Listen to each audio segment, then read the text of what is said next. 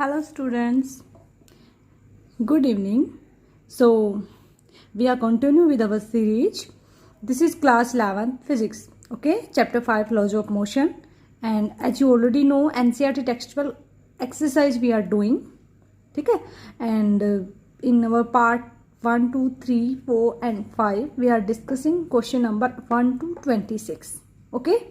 Today we are starting from question number 27 and we are discussing question number 27, 28, 29 and question number 30 in that part. Okay बच्चे, so चलिए बेटा start करते हैं. Okay, so now question number 27 is on your screen. So what question number 27 is saying to us? A helicopter of mass 1000 kg rises with a vertical acceleration of 15 metre per second square. एक helicopter है जिसका मास 1000 kilogram है और vertically वो accelerate हो रहा है, यानी कि ऊपर की तरफ जा रहा है 15 मीटर पर सेकेंड स्क्वायर की स्पीड एक्सेलरेशन के साथ. The crew and the passenger weight 300 kilogram. उसमें जो पैसेंजर बैठे हुए हैं हेलीकॉप्टर के अंदर, क्रू बैठा हुआ है, उसका वेट है 300 किलोग्राम. ठीक है, उसका मास इतना है. हमें बताना है मैग्नीट्यूड एंड डायरेक्शन ऑफ. सबसे पहले आपको बताना है पार्ट ए में force on the floor by the crew and the passenger. ठीक है, यानी कि हेलीकॉप्टर के ऊपर, हेलीकॉप्टर का जो फ्लोर है, जो फर्श है, उस पे क्रू और पैसेंजर का कितना फोर्स लग रहा है. ठीक है, यानी कि सिर्फ हेलीकॉप्टर के अंदर की बात हो रही है. सेकेंड पार्ट में action of rotor of helicopter on surrounding air. जो उसका हेलीकॉप्टर का रोटर जो घूम रहा है उसका सराउंडिंग एयर पे क्या अफेक्ट हो रहा है, क्या मतलब उस पर वर्क कर रहा है वो. ठीक है, तो फोर्स ऑफ एक्शन हम निकालेंगे. सी पार्ट में हम निकालेंगे force on helicopter due to air. अब देखिए, अगर हेलीकॉप्टर एयर को रेजिस्ट कर रहा है तो अंडरस्टूड सी बात है कि एयर भी हेलीकॉप्टर पे वापस एक फोर्स लगाएगी. ठीक है, that is you can say force of reaction by air. वो भी हम फाइंड आउट करेंगे. तो क्या क्या आप फाइंड आउट करेंगे? क्रू एंड पैसेंजर फ्लोर पे कितना फोर्स लगा रहे हैं, and in next part we are solving action of rotor, यानी कि action force and then reaction force. तो चलिए स्टूडेंट स्टार्ट करते हैं.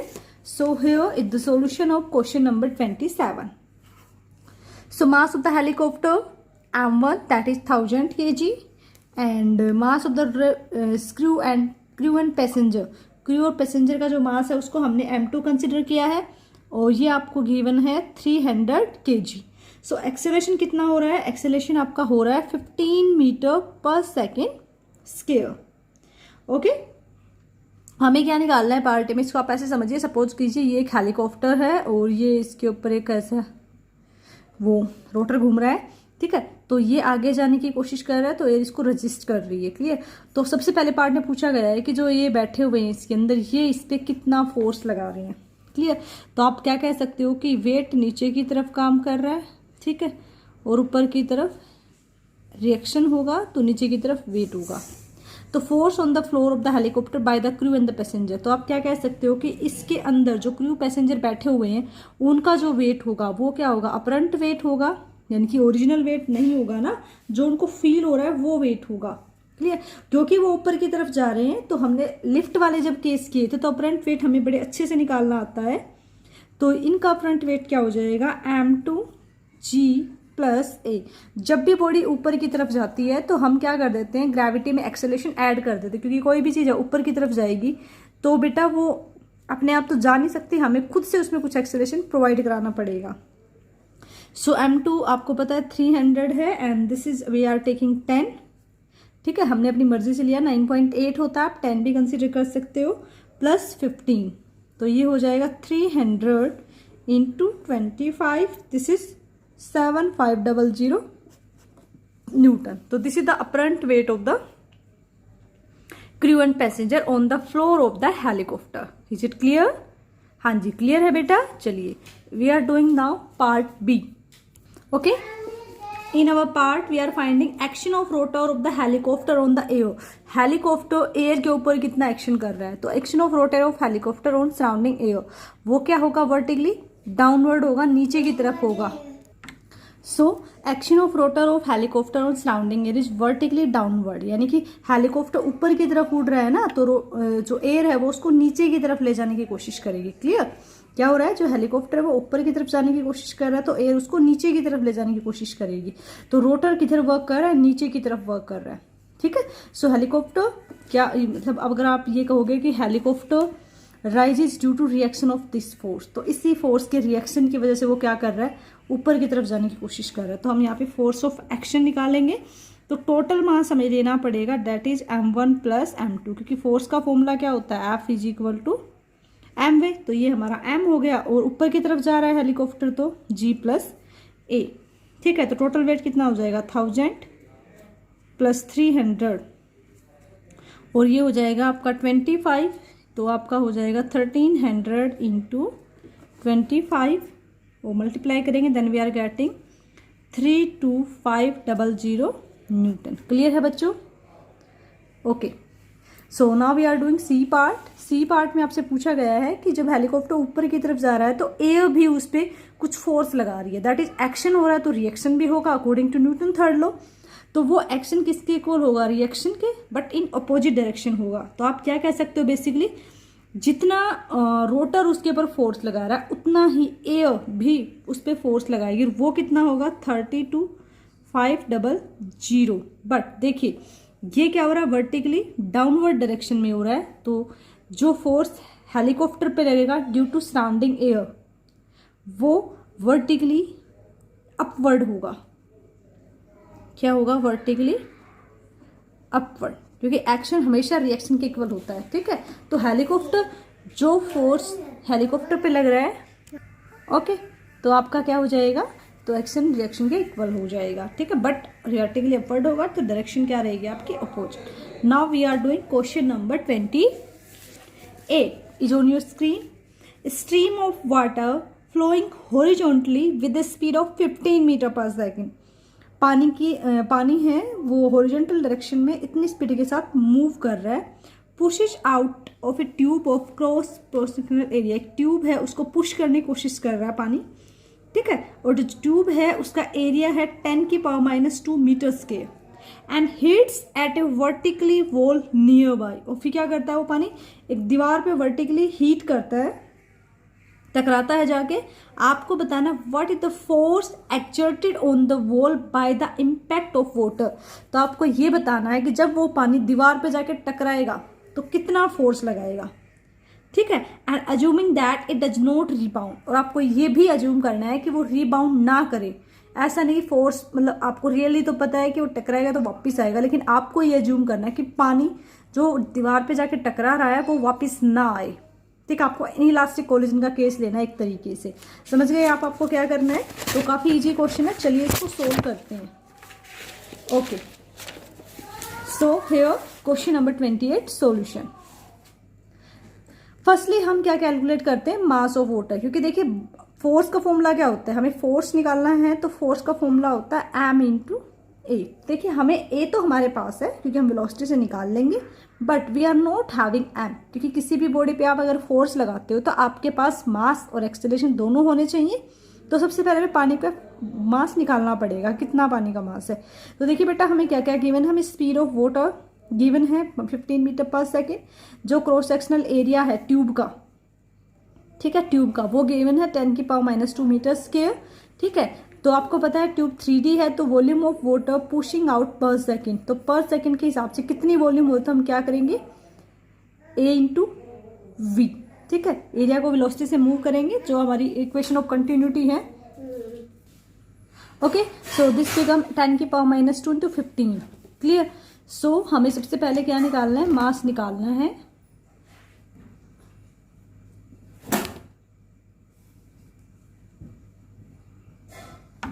ओके, तो मास क्या होता है आपको पता है, डेंसिटी क्या होती है m/v, तो मास क्या हो जाएगा रो इंटू वी। ठीक है, तो रो हमारे पास क्या है, पानी की डेंसिटी क्या होती है 10⁻³ किलोग्राम पर मीटर क्यूब, तो हमने यहाँ के रो इंटू AV, ये क्या है वॉल्यूम है। क्लियर, तो ये 10⁻³ इंटू आपका हो जाएगा 10⁻⁻², बिकॉज AV की वैल्यू हमने निकाल ली है इंटू में 15। ठीक है। और जब आप इसको सोल्व करोगे तो यहाँ पे सिर्फ 10 बचेगा and you are getting 150 kilogram. तो this is the mass of the water. Clear. अब हम निकालेंगे फोर्स। तो फोर्स क्या होता है? Change in momentum per unit time. तो P क्या होता है? Mass into velocity per unit time, T is the time. तो मास कितना निकाला? 150। Okay and okay 150 into this is 15 V and time is 1 second, so it is become 20 to 50 Newton. So this is the force, okay, that we want to find out, that is fall on the wall. Clear? समझ गए आप? Clear है आपको question number 28? Okay, now question number 29 is on your screen. 10 rupees 1 rupees coins are put on the top of one another on a table. ठीक है, 10 रुपए के सिक्के हैं और एक दूसरे के ऊपर रखे हुए हैं। ठीक है, each coin has a mass mkg। हर एक जो कॉइन है उसका 10 किलो मास m किलो मास है। आपको बताना है मैग्नीट्यूड एंड डायरेक्शन। तो पहले हम A पार्ट सोल्व करेंगे, फिर हम B पार्ट सोल्व करेंगे, उसके बाद हम C पार्ट सोल्व करेंगे। ठीक है बेटा, हम ऐसे पार्ट्स में करेंगे। तो सबसे पहला जो A पार्ट में करेंगे हम, A पार्ट में पूछा गया है the force on the 7th coin. आपको नीचे से काउंट करना है due to all coins above it. क्या बताना है? फोर्स बताना है 7th कॉइन पे। ठीक है, तो चलिए स्टार्ट करते हैं। So here is the solution of question number 29। तो सबसे पहले हम 10 कॉइन्स कंसिडर करते हैं। देखिए 1 2 3 4 5 6 7 8 9 10। These are the 10 coins. और हमें बताना क्या है कि force on the 7th coin.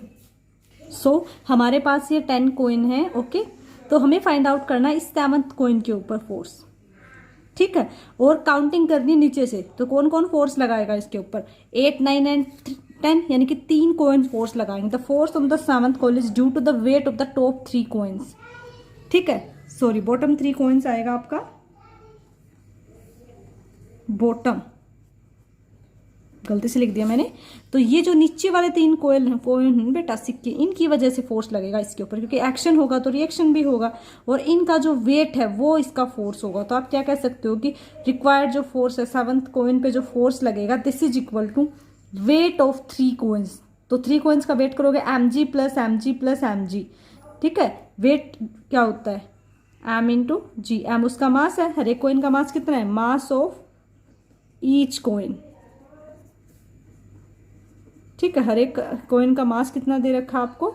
m given है। क्लियर। और g क्या है? Acceleration due to gravity. Clear. तो 3 की वजह से इस पे लग रहा है फोर्स, तो हो जाएगा mg plus mg plus mg 3 mg Newton. और फोर्स किधर लग रहा है? देखिए आप, अगर वेट ऊपर की तरफ तो फोर्स लगेगा वर्टिकली डाउनवर्ड। क्लियर। अब हम करते हैं 7th का क्वेश्चन नंबर 29 का B part is on your screen. The force on the 7th coin by the 8th coin. ठीक, हमें क्या निकालना है? 7th कॉइन पे फोर्स निकालना है by the 8th coin. Clear, समझ रहे हो क्वेश्चन को आप ध्यान से कि 7th कॉइन पे फोर्स लगाना 8th कॉइन की वजह से। क्लियर हो गया? चलिए तो करते हैं बेटा इस पार्ट को भी हम। देखिए क्या हो रहा है, हियर द सॉल्यूशन। हमें निकालना है force on the 7th coin by 8th coin. Clear, तो आप इसको फिर से कंसीडर कर दीजिए। हम सिर्फ नीचे वाले कॉइन कंसीडर करेंगे। क्लियर, देखिए ये 7th है, ये आपका 8th है, ये 9th है और 10th। अब पूछा क्या गया है कि आप इस पे फोर्स बताइए।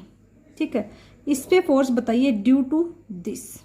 क्लियर, तो आप ये बताओ ना, इसकी वजह से आप इस पे फोर्स बताओगे। ठीक है, चलिए बता देंगे। तो जो wait of the 8th coin है वो किसकी वजह से है? तो इसका मतलब इस पे जो फोर्स लगेगा वो 8th कॉइन का वेट होगा और 8th कॉइन पे जो वेट है वो इन दोनों का सम है ना। तो हम क्या कह सकते हैं कि जो 7th कॉइन पे फोर्स होगा वो किसके इक्वल होगा?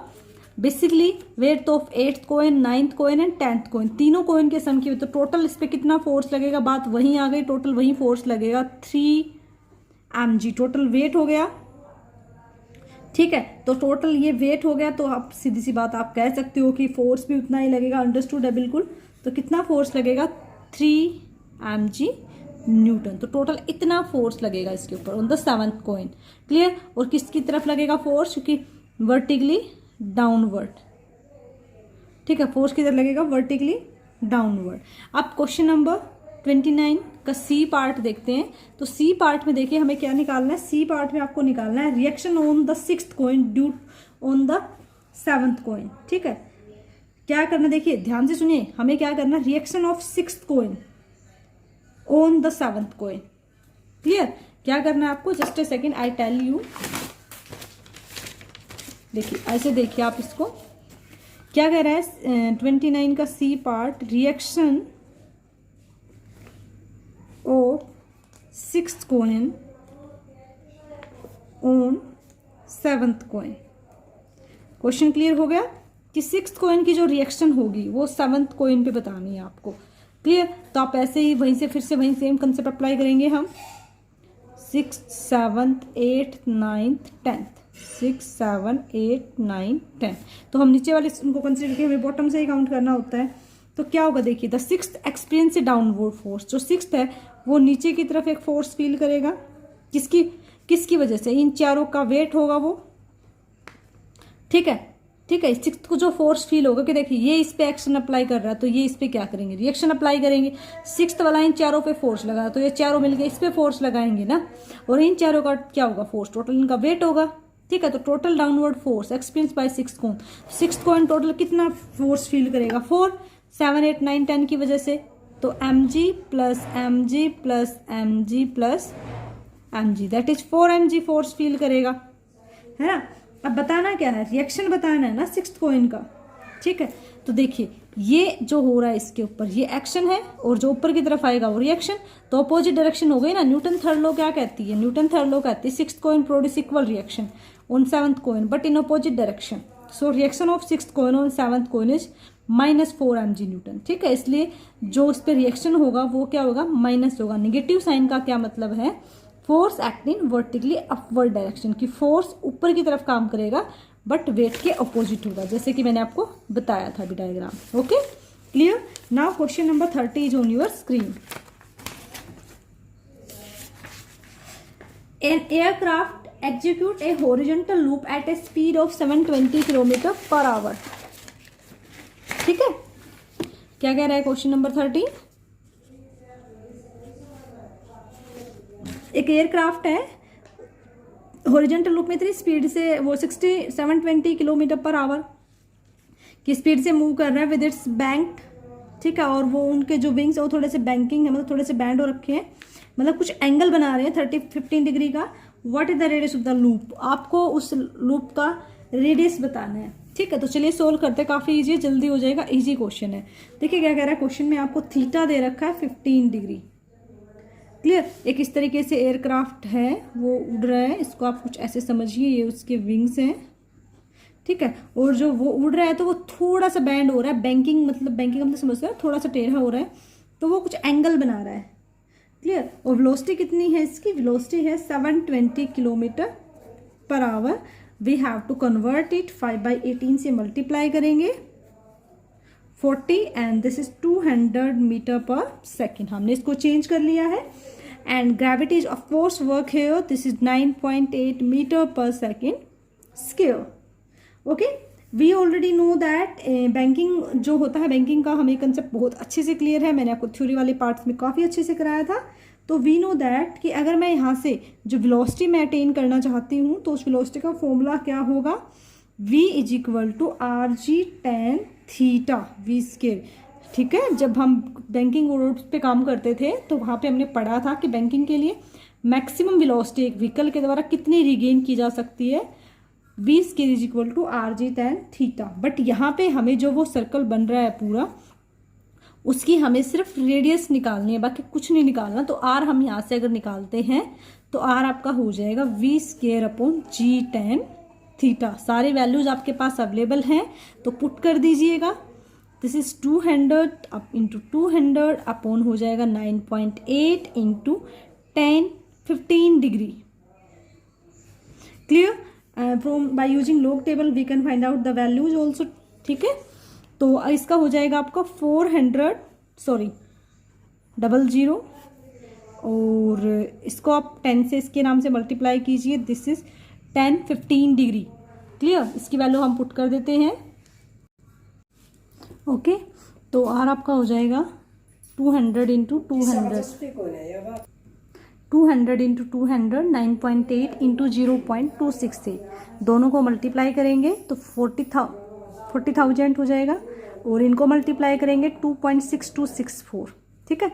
और जब हम इन दोनों को डिवाइड करेंगे then we are getting 15,229.9, approximate we can say 15,229, clear, और अप्रोक्सीमेट वी कैन से 15,230, दिस इज मीटर, क्लियर। और अगर आप इसको किलोमीटर में लिखेंगे then you can say 15.230 kilometer. So this is the required radius that we want to find out. So hope this is very helpful for you student. Thank you so much.